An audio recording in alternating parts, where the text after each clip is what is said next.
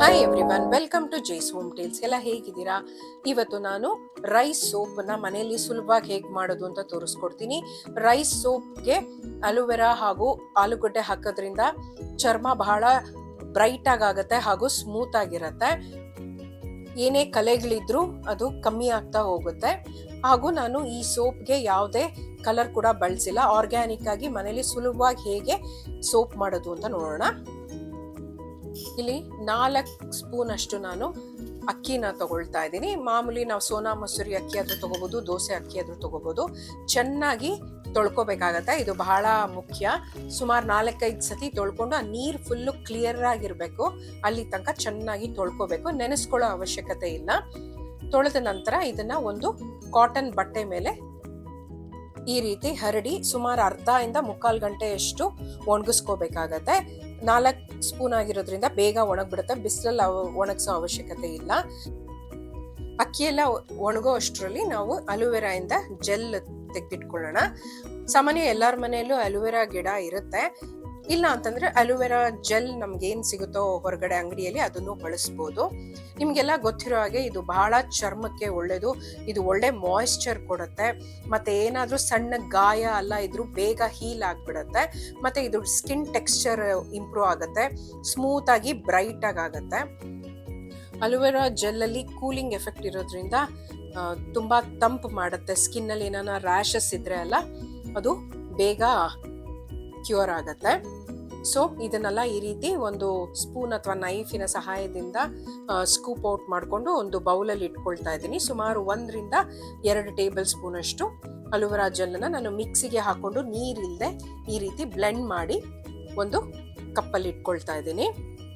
ನಂತರ ಒಂದು ಸಣ್ಣ ಗಾತ್ರದ್ದು ಇಲ್ಲ ಅಂತಂದ್ರೆ ಸ್ವಲ್ಪ ಮೀಡಿಯಂ ಸೈಜ್ ಆಲೂಗಡ್ಡೆನ ಈ ರೀತಿ ಸ್ಕಿನ್ ಎಲ್ಲ ಪೀಲ್ ಮಾಡಿ ಅದನ್ನ ತುರಿದಿಟ್ಕೋಬೇಕಾಗತ್ತೆ. ತುರ್ಕೊಂಡು ಅದನ್ನ ಮಿಕ್ಸಿಯಲ್ಲಿ ಸ್ವಲ್ಪ ನೀರನ್ನ ಸೇರಿಸ್ಕೊಂಡು ಬ್ಲೆಂಡ್ ಮಾಡ್ಕೊಳ್ತೀನಿ. ಯಾಕಂದ್ರೆ ಅದು ಹಾಗೆ ಮಿಕ್ಸಿಯಲ್ಲಿ ಬ್ಲೆಂಡ್ ಮಾಡ್ಕೊಂಡ್ರೆ ಬ್ಲೆಂಡ್ ಆಗೋದಿಲ್ಲ. ಹಾಗಾಗಿ ಸ್ವಲ್ಪ 1 ಟೀ ಸ್ಪೂನ್ ಅಷ್ಟು ನೀರು ಹಾಕೊಂಡು ಬ್ಲೆಂಡ್ ಮಾಡಿಕೊಂಡು ಈ ರೀತಿ ಒಂದು ಕಾಟನ್ ಬಟ್ಟೆ ಮೇಲೆ ಬ್ಲೆಂಡ್ ಮಾಡ್ಕೊಂಡಿರೋ ಆಲೂಗಡ್ಡೆ ಜ್ಯೂಸನ್ನ ಶೋಧಿಸ್ಕೋಬೇಕು. ಟೀ ಸ್ಟ್ರೈನರ್ ಅಲ್ಲಿ ಕೂಡ ನಾವು ಶೋಧಿಸ್ಕೋಬಹುದು. ಆಲೂಗಡ್ಡೆ ಜ್ಯೂಸ್ ಒಂಥರ ಹೈಡ್ರೇಷನ್ ಕೊಡುತ್ತೆ, ಮತ್ತೆ ಡಾರ್ಕ್ ಸ್ಪಾಟ್ಸ್ ಏನಾದ್ರೂ ಇದ್ರೂ ಕಲೆಗಳೆಲ್ಲ ಬೇಗ ಹೋಗುತ್ತೆ, ಮತ್ತೆ ಪಫಿನೆಸ್ ಕಮ್ಮಿ ಮಾಡುತ್ತೆ. ಈ ರೀತಿ ಆಲೂಗಡ್ಡೆ ಜ್ಯೂಸ್ನೆಲ್ಲ ಹಿಂಡ್ಕೊಂಡು ಒಂದು ಬೌಲ್ಗೆ ಟ್ರಾನ್ಸ್ಫರ್ ಮಾಡ್ಕೊಳ್ತಾ ಇದ್ದೀನಿ. ಇದರಲ್ಲಿ ನಾನು ಬರೀ 2 ಟೇಬಲ್ ಸ್ಪೂನ್ ಅಷ್ಟು ಮಾತ್ರ ಬಳಸ್ತಿದ್ದೀನಿ. ಈಗ ಒಂದು ಬೌಲ್ಗೆ 2 ಟೇಬಲ್ ಸ್ಪೂನ್ ಅಷ್ಟು ಅಲೋವೆರಾ ಜೆಲ್ಲನ್ನ ಹಾಕೊಳ್ತಾ ಇದ್ದೀನಿ ಹಾಗೂ 2 ಟೇಬಲ್ ಸ್ಪೂನ್ ಅಷ್ಟು ಆಲೂಗಡ್ಡೆ ಜ್ಯೂಸನ್ನ ಹಾಕೊಂಡು ಕೆಲವು ಹನಿ ಬಾದಾಮಿ ಎಣ್ಣೆನ ಹಾಕೊಳ್ತಾ ಇದ್ದೀನಿ, ಆಲ್ಮಂಡ್ ಆಯಿಲ್. ಅದು ಒಳ್ಳೆ ಗ್ಲೋ ಕೊಡುತ್ತೆ ಸ್ಕಿನ್ಗೆ. ಮತ್ತೆ ವೈಟಮಿನ್ ಇ ಕ್ಯಾಪ್ಸುಲ್ ಕೂಡ ಹಾಕೊಳ್ತಾ ಇದ್ದೀನಿ. ಒಂದು ಈ ರೀತಿ ಕಟ್ ಮಾಡಿ ಹಾಕೊಳ್ತಾ ಇದ್ದೀನಿ. ಇದು ಅಷ್ಟೇ, ಏನಾದ್ರೂ ಡಾರ್ಕ್ ಸ್ಪಾಟ್ಸ್ ಎಲ್ಲ ಇದ್ರೆ ಅದೆಲ್ಲ ಕಮ್ಮಿ ಆಗ್ಲಿಕ್ಕೆ ಹೆಲ್ಪ್ ಆಗುತ್ತೆ. ಎಲ್ಲ ಚೆನ್ನಾಗಿ ಮಿಕ್ಸ್ ಮಾಡಿ ಒಂದು ಬೌಲಲ್ಲಿ ರೆಡಿ ಇಟ್ಕೊಳ್ಬೇಕು. ಆಗ್ಲೇ ನಾವು ಒಣಗಿಸಿದ್ವಲ್ಲ ಅಕ್ಕಿ, ಈಗ ಚೆನ್ನಾಗಿ ಒಣಗಿದೆ. ಒಣಗಿರೋ ಅಕ್ಕಿನ ಈಗ ನಾನು ಮಿಕ್ಸಿಯಲ್ಲಿ ಹಾಕೊಂಡು ಪೌಡ್ರ್ ಮಾಡ್ಕೋತೀನಿ. ನುಣ್ಣಕ್ಕೆ ಪುಡಿ ಮಾಡಿಕೊಂಡು ಅದನ್ನ ನಾನು ಈ ರೀತಿ ಜರಡಿ ಮಾಡ್ಕೊಳ್ಬೇಕಾಗತ್ತೆ. ಅಕ್ಕಿ ಕೂಡ ಚರ್ಮಕ್ಕೆ ಬಹಳ ಒಳ್ಳೇದು. ಇದು ಒಂದ್ ಸ್ವಲ್ಪ ಚರ್ಮನ ಲೈಟ್ ಮಾಡುತ್ತೆ, ಅಂದ್ರೆ ಸ್ವಲ್ಪ ಬೆಳ್ಳಕ್ ಮಾಡುತ್ತೆ ಹಾಗೂ ಸ್ಮೂತ್ ಟೆಕ್ಸ್ಚರ್ ಕೊಡುತ್ತೆ ಚರ್ಮಕ್ಕೆ. ಇದು ಸೋಪ್ ಬೇಸ್ ಅಂತ ಸಿಗುತ್ತೆ, ಆನ್ಲೈನ್ ಅಲ್ಲಿ ಸಿಗುತ್ತೆ, ಅಮೆಝಾನ್, ಫ್ಲಿಪ್ಕಾರ್ಟ್ ಅಲ್ಲೆಲ್ಲ ಸಿಗುತ್ತೆ. ಇದು ಸುಮಾರು 500 ಗ್ರಾಮ್ ಅಲ್ಲಿ ನಾನು 200 ಗ್ರಾಮ್ ಅಷ್ಟು ಮಾತ್ರ ತಗೊಂಡು ಕಟ್ ಮಾಡ್ಕೊಳ್ತಾ ಇದ್ದೀನಿ.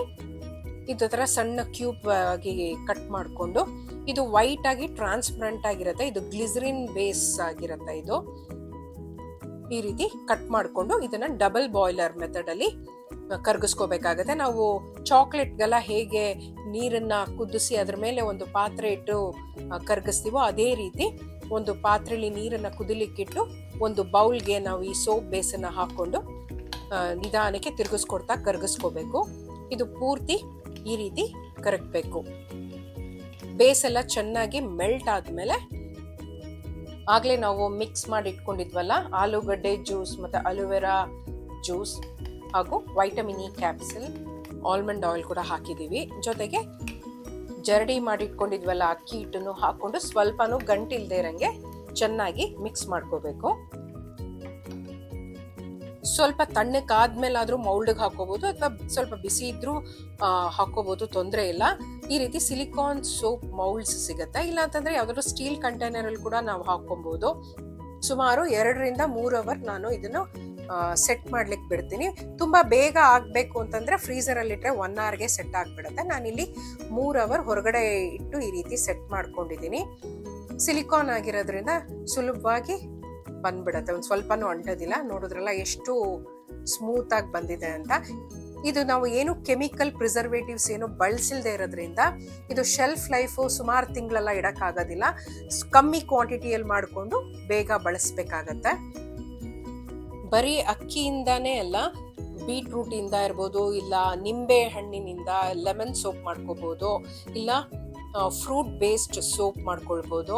ಸೋಪ್ ಬೇಸ್ಗೆ ನಮ್ಗೆ ಯಾವ ಹಣ್ಣು ಅಥವಾ ತರಕಾರಿನ ಹಾಕೊಂಡು ನ್ಯಾಚುರಲ್ ಆಗಿ ನಾವು ಮಾಡ್ಕೋಬಹುದು.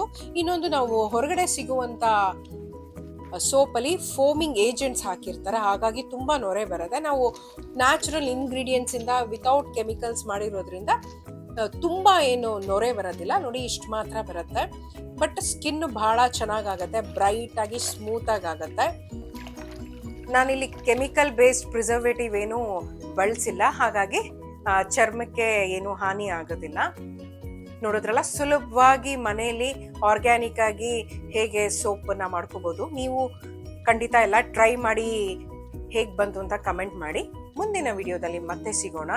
ಅಲ್ಲಿ ತನಕ take care, love you all, bye.